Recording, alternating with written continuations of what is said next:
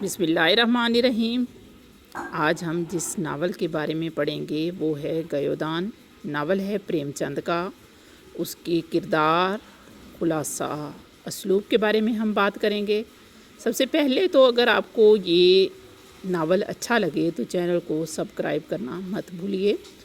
باقی ناولز جو اس چینل پر موجود ہیں ان کے لنک ڈسکرپشن میں موجود ہیں، آپ انہیں بھی سن سکتے ہیں۔ تو شروع کرتے ہیں آج کے ناول کی پیاری سی کہانی۔ پریم چند اردو ادب کی دنیا میں ایک سنگ میل کی حیثیت رکھتے ہیں۔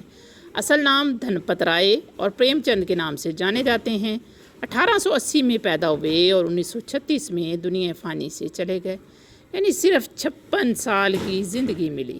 اس میں انہوں نے 36 سال ادبی دنیا کو دیے، 56 میں سے 36 سال۔ انہوں نے اردو ادب کو افسانہ، ناول، ڈرامہ، خطوط جیسی اہم اصناف سے مالا مال کیا۔ پریم چند کی ادبی زندگی کا آغاز 1901 سے ہوتا ہے۔ کتابوں کے ترجمے کیے، ہزاروں صفحات میں دیگر تصانیف یادگار چھوڑی۔ پریم چند نے تقریباً 300 کہانیاں، 15 ناول اور 3 ناٹک لکھے۔ فن اور خیال دونوں کے لحاظ سے ادیب ہیں۔ دیہات اور اس کی زندگی پر خوب لکھا، کسانوں پر ہونے والے مظالم کو بھی آشکار کیا۔ گیودان پریم چند کا آخری مکمل شاہکار ناول ہے۔ 1932 میں لکھنا شروع کیا، 3 سال بعد 1935 میں مکمل ہو کر 1936 میں شائع ہوا۔ یہ ناول پریم چند کی زندگی اور ان کے فن کا نچوڑ ہے۔ ہندی میں گودان اور اردو میں گایودان ہے۔ یہ وہ ناول ہے جس کے ذکر کے بغیر اردو ناول کی تاریخ مکمل نہیں ہو سکتی۔ 20ویں صدی کی تاریخ تہذیب، سماج اور اس دور کی عکاسی کرتا ہے۔ پریم چند وہ پہلے ناول نگار ہیں جنہوں نے عوامی زندگی کا تفصیل سے جائزہ لیا ہے۔ اردو ناول میں اب تک ہندوستانی زندگی کی اس قدر مختلف پہلوؤں کے لحاظ سے مرقع کشی نہیں کی گئی۔ اس ناول میں زیادہ تر کرداروں کا تعلق شہری زندگی سے رہا، لیکن دیہاتی زندگی کے عناصر اتنی پختگی سے ملتے ہیں جتنی گیودان میں ملتے ہیں۔ اس ناول میں باقاعدہ دیہاتی زندگی اور اس کے مسائل کو پیش کیا گیا ہے۔ اہم خصوصیت یہی ہے جس کی وجہ سے اس ناول کو مرکزی مقام حاصل ہے۔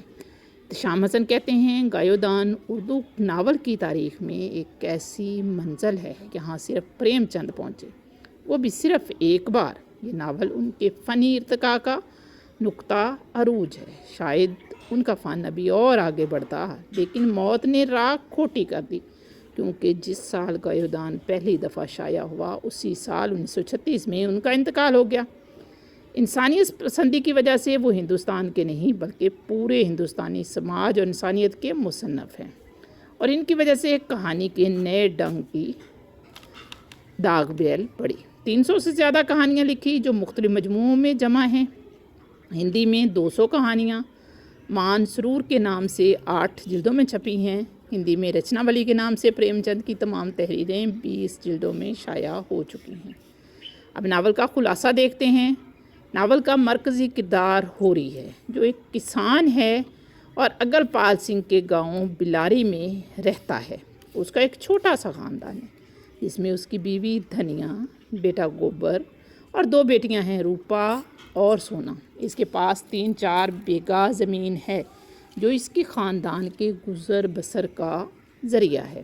دن رات جی توڑ کر محنت کرنے کے بعد بھی 2 وقت کی روٹی کمانا مشکل ہے، جس کی وجہ سے ہوری مقروض ہو جاتا ہے۔ ہوری ایک سادہ لوح اور نیک انسان ہے، لیکن عام انسان کی طرح اچھائیوں اور برائیوں کا مجموعہ ہے۔ بعض اوقات مجبور ہو کر خوش آمد اور مکر و فریب سے بھی کام لیتا ہے۔ اپنے دروازے پر گائے بندی دیکھنا اس کی زندگی کی سب سے بڑی آرزو ہے۔ اس کے لیے وہ اپنے ایک ساتھی بولا اہیر کو دوسری شادی کا لالچ دے کر، یعنی فریب کر کے گائیں حاصل کر لیتا ہے، اور بولا اہیر اسے گائے دے دیتا ہے۔ بھائی حسد کرنے لگتا ہے اور حسد میں آ کر گائے کو زہر دے جاتا ہے۔ بھکتی خوشی تھی، ختم ہو گئی، گائے مر جاتی ہے۔ گائے لانے کے سلسلے میں گوبر کا تعلق، جو کہ ہوری کا بیٹا ہے، بھولا کی بیٹی جنیا سے ہو جاتا ہے۔ دونوں ایک دوسرے سے محبت کرنے لگتے ہیں اور جنیا اسے بھگا کر اپنے گھر لے آتا ہے اور پھر باپ کے ڈر سے گھر چھوڑ کر شہر بھاگ جاتا ہے۔ اب ہوری کے لیے مشکلات ہو گئی۔ ایک تو جنیا کو گھر رکھا، ایک برادری میں اس کی ناک کٹ گئی، اور برادری اور سماج جو ہے جرم کے طور پر اس کی کھڑی فصل پر قبضہ کر لیتے ہیں۔ ہوری کی پریشانیوں میں کمی ہونے کی بجائے اور اضافہ ہو جاتا ہے۔ بولا اہیر بھی اپنی بے عزتی کا انتقام لیتا ہے اور ہوری کے بیل کھول لیتا ہے۔ ایسے میں ہوری کو اپنے گھر والوں کے لیے روٹی کمانا اور بھی مشکل ہو جاتا ہے۔ ایسے حالات میں جب گوبر شہر سے کچھ پیسے کما کر لاتا ہے تو کچھ راحت ہو جاتی ہے، لیکن گوبر اب گاؤں کا سیدھا سادہ کسان نہیں ہے، بلکہ ہوشیار مزدور ہے۔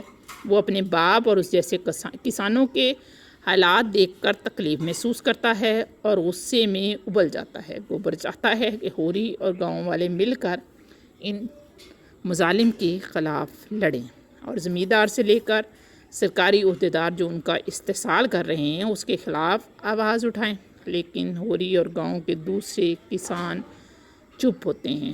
گوبر جھنجھلا جاتا ہے اور اپنے بیٹے اور اپنی بیوی جنیا کو لے کر شہر چلا جاتا ہے۔ ہوری کی دونوں بیٹیاں روپا اور سونا جوان ہو چکی ہیں۔ ہوری کو ان کی شادی کی فکر ہوتی ہے، اخراجات پورے کرنا اس کے بس میں نہ تھا۔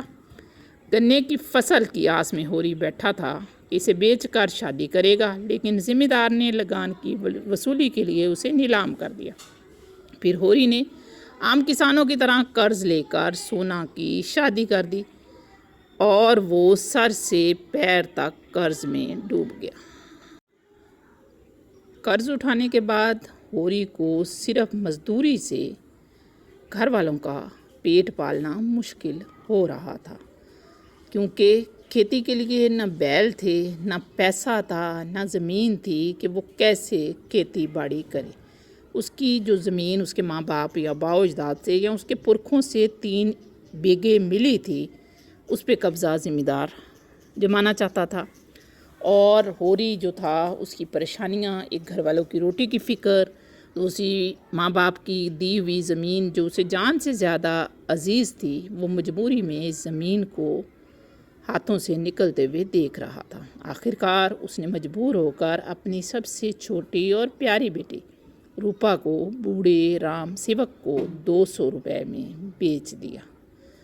لیکن ہوری کی پریشانیاں ختم ہونے کا نام نہیں لیتی۔ وہ اپنا قرض تو ادا کر دیتا ہے، لیکن گائے پالنے کا شوق جو اس کی دل کی جڑوں میں بیٹھ چکا ہوتا ہے، اس کا وہ ارمان اب بھی ادھورا ہے۔ اسے پورا کرنے کے لیے وہ دن رات محنت کرنے لگتا ہے۔ تیز چلچلاتی دھوپ اور تپی ہوئی زمین پر وہ کام کرتا ہے۔ ایک دن گرم لو کا ایک جھونکا اس کی تمام پریشانیوں کو ختم کر دیتا ہے۔ اس کا ناتواں جسم بے جان ہو چکا ہے۔ اس کا گائے پالنے کا ارمان بھی اس کے ساتھ ختم ہو گیا۔ موت نے اس کی زندگی کی تمام پریشانیوں کو ختم کر دیا تھا۔ ہوری کو آخری رسومات ادا کرنے کے لیے پنڈت گایودان یعنی گائے کی قربانی کرنے کا کہتا ہے۔ جو شخص پوری زندگی اپنے گھر پر گائے بندی دیکھنے کی آرزو رکھتا تھا اور اسی کی خواہش میں موت کی آغوش میں ہمیشہ کے لیے سو گیا، اس کی بیوی سے کہا جاتا ہے کہ وہ گایودان کہے۔ پنڈت جب گایودان کے لیے کہتا ہے تو پریم چند ان الفاظ میں ناول ختم کر دیتے ہیں جو پورے ناول کی جان ہے۔ دنیا مشین کی طرح اٹھی۔ آج جو ستلی بیچی تھی اس کے 2 آنے پیسے لائی اور ہوری کے ٹھنڈے ہاتھ میں رکھ کر سامنے کھڑے ہوئے داتا دین سے بولی۔ داتا دین پنڈت ہے۔ مہاراج، نہ گھر میں گائے ہے، نہ بچیا، نہ پیسہ، یہی پیسے ہیں، یہی ان کا گایودان ہے۔ اور وہ غش کھا کر گر پڑی۔ ہوری کی موت سے قاضی کے ذہن میں سناٹا چھا جاتا ہے۔ ناول میں پریم چند نے بے رحم حقیقت نگاری سے پورے ہندوستان کے کسان کا درد اجاگر کر دیا ہے اور اس میں کامیاب رہا ہے۔ ناول کے کردار ہوری ناول کا ہیرو ہے۔ ایسا لافانی کردار ہے پریم چند کا جو پورے ہندوستان کے کسان کی نمائندگی کرتا ہے۔ ہوری، اس کی بیوی دنیا اور بیٹا گوبر ناول کے مرکزی کردار ہیں۔ روپا اور سونا ہوری کی بیٹیاں ہیں۔ جنیا ہوری کی بہو اور گوبر کی بیوی ہے۔ بولا آہیر جنیا کا باپ ہے جس سے ہوری گائے لیتا ہے۔ صوبہ بھی ہوری کا بھائی ہے۔ ہیرا ہوری کا بھائی ہے جو بلا آہیر جو گائے کو زہر دیتا ہے۔ رام سیوک وہ بوڑھا آدمی ہے جو 200 روپے کے عوض روپا کو خریدتا ہے۔ رائے اگروال ذمہ دار ہے جو لگان کے لیے فصل کو جلاتا ہے۔ پنڈت داتا دین ماتا دین کا بیٹا ہے جس کا ناجائز تعلق سالگا چمارن سے ہے اور یہی پنڈت کے طور پر کام کرتا ہے۔ مس مالتی لیڈی ڈاکٹر ہیں۔ مسٹر مہتا فلسفہ کے پروفیسر ہیں۔ مسٹر کھنہ بینک منیجر ہیں۔ شیام بہاری مرزا خورشید۔ اس کے علاوہ اس ناول میں دیگر بہت سے کردار بھی ہیں جس میں مسٹر اونکار ناتھ منگروشا جھینگری سنگھ کامتا بوانی چنو وغیرہ ہیں۔